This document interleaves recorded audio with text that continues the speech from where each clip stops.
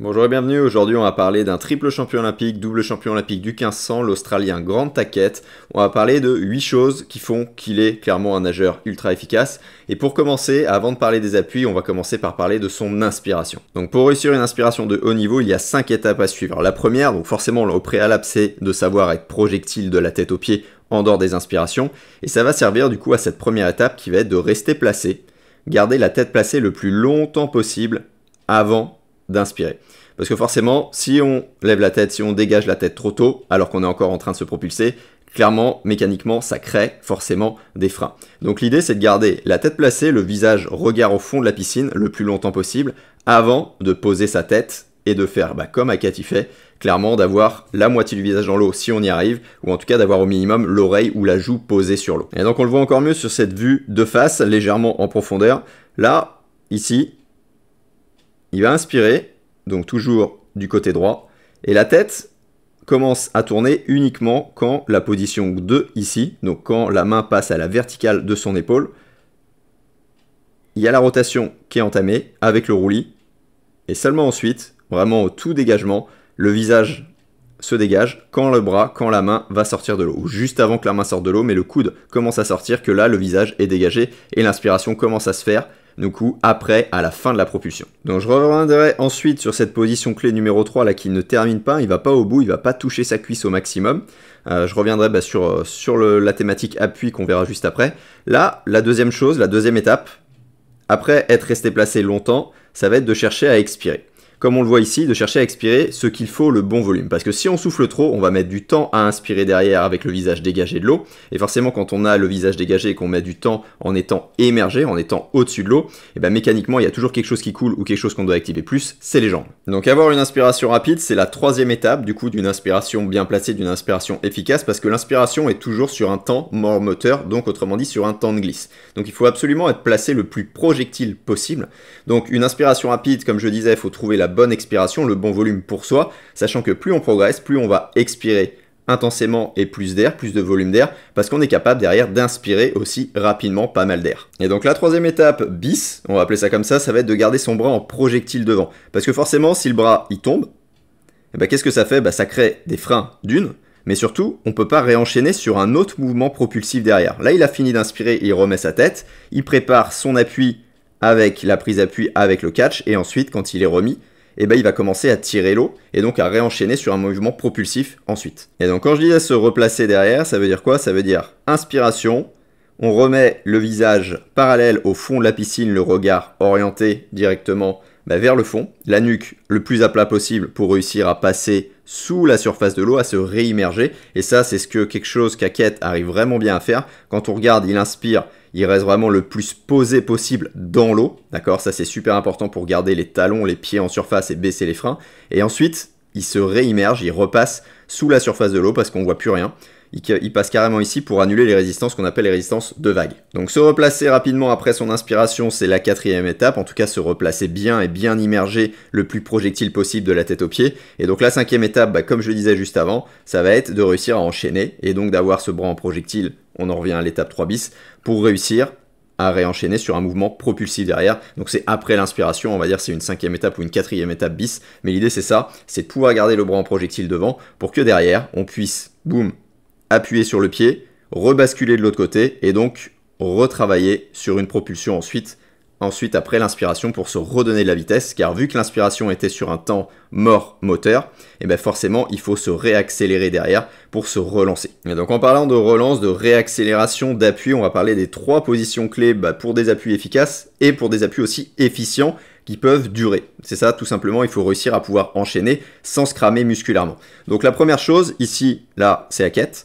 Donc là, ce qu'on voit, c'est qu'il a, lui, un catch vraiment avec le coude ultra haut, très proche de la surface de l'eau, très proche de la ligne de ses épaules, parce que sa mobilité lui permet de faire ça. Mais l'idée, ce qu'il faut retenir derrière, c'est qu'il faut être le plus loin possible en avant de la ligne des épaules pour avoir la plus grande amplitude possible en fonction forcément de son envergure et de sa mobilité, c'est ce que je disais, et réussir du coup à se propulser sur une grande amplitude, en tout cas sur la plus grande amplitude possible dont on est capable. Et donc avoir un catch haut, ça permet quoi? Ça permet de mettre moins de force dans l'eau, mais d'avoir plus d'accélération. En gros, de jouer plutôt sur la vitesse, sur sa capacité ensuite à pousser l'eau rapidement vers l'arrière, que sur un gros braquet en prenant de l'eau un peu plus en profondeur. Donc maintenant, deuxième position clé, ce que j'appelle le momentum, c'est quand tout passe à la verticale de les épaules. Quand je dis tout passe, c'est plutôt exactement la main, ce que je disais juste avant.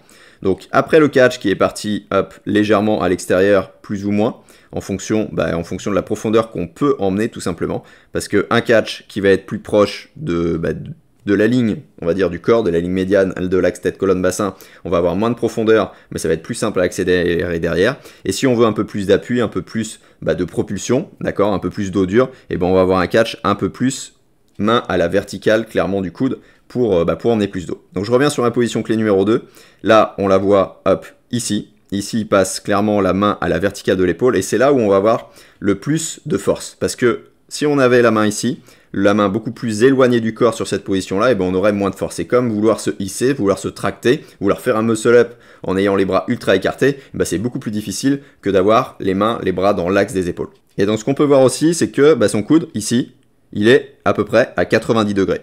Donc ça dépend des personnes, plus ou moins profond. Si on a un catch haut, on va avoir le coude plutôt à 90 degrés. Si on a un catch qui va être un peu plus bas, on va avoir la main un peu plus basse. Donc forcément, le coude va pas être tout à fait à 90 degrés. Mais la main, quoi qu'il arrive, le principe à respecter, c'est la main qui passe à la verticale de l'épaule pour avoir le plus de force possible et pouvoir accélérer le plus facilement possible aussi vers l'arrière. Donc après la position clé numéro 2, on a la position clé forcément numéro 3. L'idée, c'est d'être sur la fin de poussée ou plutôt avant la fin de poussée. Qu'est-ce qui se passe ici quand on regarde son mouvement? Donc là, prise d'appui, avant-bras, main orientée perpendiculaire par rapport à la surface de l'eau pour emmener le plus d'eau possible avec la pale, donc avec la main et l'avant-bras et aussi avec le bras. Et la fin de poussée, le bras va être collé au niveau du corps, ici, ou très proche du corps, et l'avant-bras toujours et la main restent orientés en fait toujours le plus longtemps possible.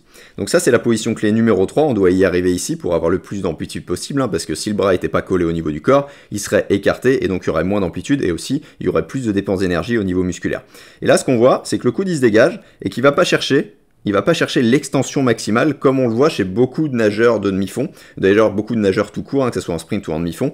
Il va pas chercher l'extension maximale pour économiser le triceps et parce que la fin de poussée, la fin de propulsion ici, va pas être le plus efficace possible, c'est pas là où on va déplacer le plus d'eau possible, d'accord, tout simplement, en tout cas à vitesse de course. Je dis pas qu'il faut pas le faire quand on nage grand, quand on nage tranquille, parce que l'idée c'est d'apprendre à nager grand. Si on finit pas sa poussée quand on nage tranquille, on va pas aller chercher loin devant, derrière, et on va pas aller chercher son roulis vers les 80, 85, 90 degrés, et roulis qui permet de mieux se placer et de baisser le plus les résistances possibles à l'avancement. Donc pour se rendre compte encore mieux, on va regarder cette vidéo ici, là, parce que là on voit beaucoup plus clairement que quand son bras se dégage, là son bras droit, il y a le coude qui sort et il n'est pas tendu au maximum, le bras n'est pas tendu au maximum, il est légèrement fléchi avant le retour très relâché vers l'avant, ça j'aurais pu en parler aussi, mais l'idée c'était vraiment d'avoir une vidéo concentrée sur ses forces et les choses qu'on pouvait bien voir à la vidéo. Donc cette économie de nage au niveau des appuis, au niveau de l'inspiration, tu vas la trouver en fait en nageant de plus en plus loin, notamment sur cette fin de poussée que tu vas peut-être raccourcir à force de nager, à force d'être concentré sur ce que tu fais au niveau des triceps, au niveau des bras, au niveau de tes sensations, d'accord, au niveau du sensoriel, et c'est là que tu vas pouvoir trouver les bonnes solutions en regardant aussi les chronos, les pulsations, les coups de bras, bref, ta dépense énergétique totale. Donc est-ce qu'il aurait pu faire quelque chose de mieux au niveau technique? Peut-être. L'hypothèse que j'ai, c'est est-ce qu'il aurait pu rester un peu plus immergé longtemps? Parce que là, il est déjà sur le retour aérien du bras, là, il émerge, donc il est à 3,27,8 et seulement il inspire, on va dire seulement à 3,28,2. Est-ce qu'il aurait pu rester 1 dixième ou 2 dixièmes un peu plus immergé longtemps? Ça, c'est une hypothèse, tout simplement. Donc là-dessus, on verra avec les futures vidéos que je vais analyser, Yannick Agnel et ainsi de suite, voir la différence, le timing qu'ils avaient par rapport à ça. Faudrait prendre un ratio, ça serait plus intéressant parce que forcément Agnel faisait pas de 1500 comme Hackett. Mais voilà, éventuellement, la piste qu'on aurait pu privilégier là-dessus. Donc sur ce, je te laisse me dire en commentaire, toi, ce que t'en penses, tout simplement. Si techniquement tu vois d'autres choses dont j'ai pas parlé, ça c'est sûr, il y avait d'autres choses parce que j'ai pas parlé du tout du projectile en dehors de l'inspiration. Et sur ce, je te souhaite comme d'habitude une excellente progression et une bonne glisse.